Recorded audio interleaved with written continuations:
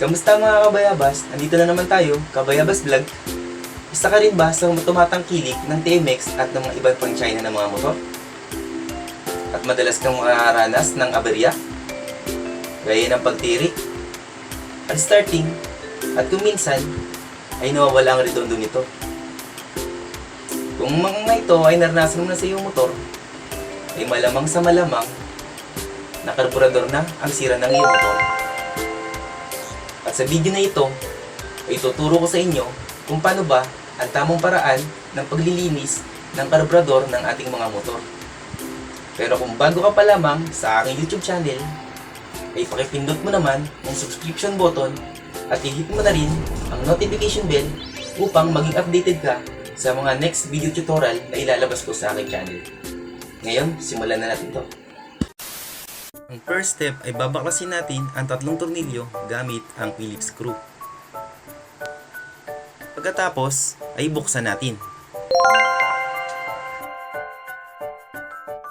At kung napapansin ninyo na ang gasolina, tubig at dumi ay naghalo na sa loob ng karburador mga kabayabas. Indikasyon lamang ito na matagal nang hindi na ipalinis ng may-ari ang karburador na ito mga kabayabas. Wow naman! Ngayon, checkin na natin ang mga repair kit. Wow! Mukhang okay pa naman ang kanyang mga repair kit at nasa maayos pang kondisyon mga kabayabas. Ngayon ay pwede na natin tanggalin ang floater. Tanggalin lamang natin ang floater pin. At mahuhugot na natin ang floater kasama ang fuel jets mga kabayabas. Iwasan lamang natin na huwag magasgasan ang fuel jets sapagkat maaari itong mag-cause ng pag-overflow ng ating karburador. Sinungaling ka! Ngayon ay baklasin na natin ang needle jets. Ang needle jets ay isa sa nagko-command kung gaano kalakas na gasolina ang ilalabas sa tuwing tayo ay nagto-throttle.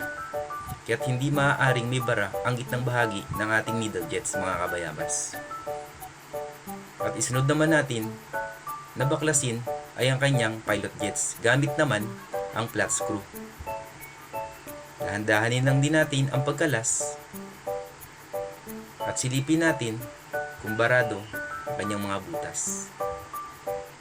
Barado na rin ang butas ng pilot jets. At huwag muna nating tatanggalin ang fuel screw dahil aalamin natin kung ilang bang pihit ang ginawang setting sa karburador na ito. Dahil ang tamang settings na ayon sa mga manufacturer ng ating mga motorsiklo ay dapat na nasa 2.5 buo hanggang 3 buong pihit lamang mga kabayabas. At napag-alaman ko na ang fuel screw ay umabot na ng hanggang 4 na buong pihit, indikasyon lamang na ang motor ay malakas na sa gasolina at nasa rich mixture mga kabayabas. At ngayon ay pwede na nating tanggalin ang fuel screw mga kabayabas. Pihitin lamang natin ito palabas at hilahin. Dumi na ang kanyang fuel screw mga kabayabas. Maitim na. Tanggalin na rin natin ang spring sa loob mga kabayabas. Ayan ang spring niya. Kadalasan mga kabayabas ay naiiwan ang 2 o-ring sa loob. Maaari tayong gumamit ng DIY tools upang sungkitin ang naiiwang o-ring sa loob nang hindi ito nasisira. At ayan, nakuha na natin ang 2. Ang isang o-ring ay gawa sa steel. At kadalasan ito ay kinakalawang sa sobrang katagalan.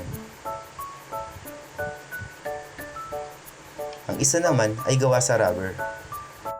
Ang rubber o-ring ay mahalaga na parte ng ating fuel screw. Kaya't hanggat maaari ay iwasan natin na masira o magkaroon ng pingas ang rubber o-ring. At ngayon ay maaari na tayong maglinis ng ating mga jettings. Sa paglilinis ng ating mga jettings ay maaari tayong gumamit ng hindi na ginagamit na sipilyo. Kuskusin lamang natin ang mga jettings upang ito ay luminis. Kasabay ng gasolina na nagmula sa loob ng ating karburador. Hindi naman natin kinakailangan gumamit ng maraming gasolina para lamang luminis ang ating mga jettings. Ang gasolinang galing sa loob ng karburador ay sapat na upang malinisan ang mga jettings. Ngayon ay ipiprioritize naman natin ang paglilinis ng needle jets. Kung napansin ninyo na ang butas ng needle jets amibara, ay maaari tayong gumamit ng karayom upang sundutin ang mga butas nito. Kadalasan, sa ganitong mga problema, ang needle jets agad ang napapansin kong nagkakaroon ng bara.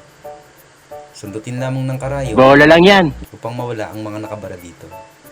Siyempre, checkin na rin natin ang kanyang pilot jets. At pagkatapos ay maaari na nating i-assemble ang repair kit ng fuel screw. Unahin lamang nating ilagay ang spring nito at isunod ang steel. At syempre, ang panghuli, lagi niyong tatandaan na ang panghuling bahagi na dapat ilagay ay ang rubber o-ring.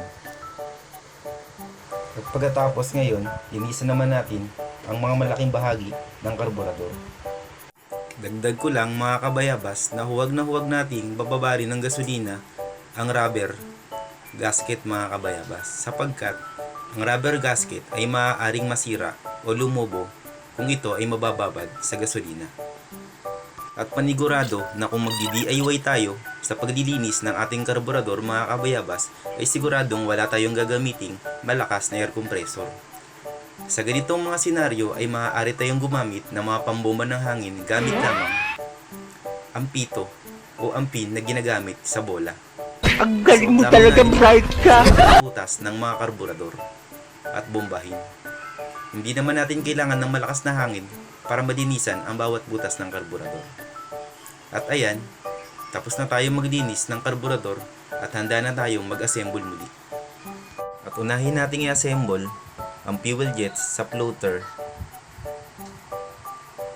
Sa pagkakabit ng fuel jets sa floater ay maraming nalilito.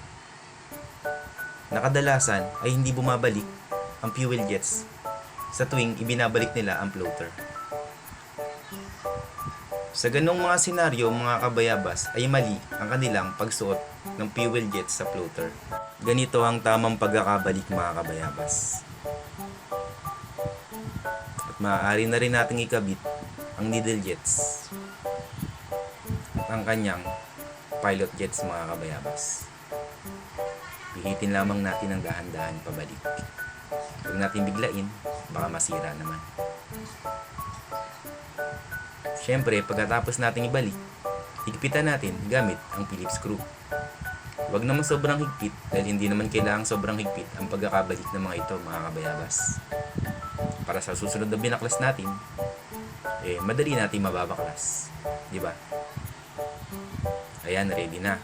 Pwede na natin ibalik yung takip. Silipin lang muna natin kung nakalapat ang kanyang gasket. Ngayon, pwede natin ibalik ang tatlong tornilyo at higpitan ng Phillips screw. Ayan. Tapos na. Isara na natin. Ayos na. At ngayon, para sa huling bahagi ng ating karburador, ibabalik na natin ang kanyang fuel screw. Siguraduhin nyo lamang na naibalik nyo lahat ang kanyang repair kit at nasa hulihang bahagi ang kanyang rubber o-ring.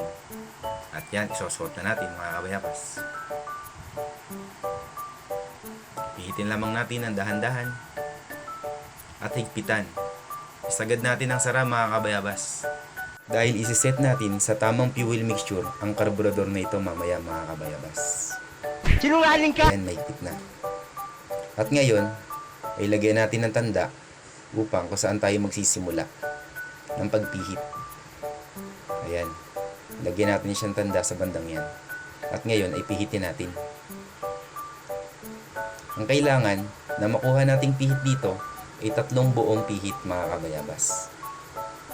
Sapagkat ang motor nating ginagawa ay mayroong sidecar. Kung kaya't inirekomenda ko na dagdagan ng kalahating ikot ng 2.5 upang mas malakas ang hatak ng tricycle mga kabayabas. At ngayon ay ready na ang ating karburador mga kabayabas at maaari natin itong ibalik sa tricycle. Dahan-dahan nilaman natin ang pagbalik at baka naman, pamamadali natin, ay magkaroon na naman ng aberya ay masisira na naman ang ating motor. Hihitin natin at higpitan na ang mga tornilyo nito. Ngayon ay ibalik na natin ang kanyang fuel hose sa kanyang fuel cap. At ayan, naibalik na. Ay, tapos na tayo mga kabayabas. Buksan na natin ang kanyang fuel tank. Ayan, dumadali na ang gasolina sa kanyang motor. Tubo na tayo mga kabayabas. Susubukan natin kung maganda ba ang pagkakalinis ng ating karburador.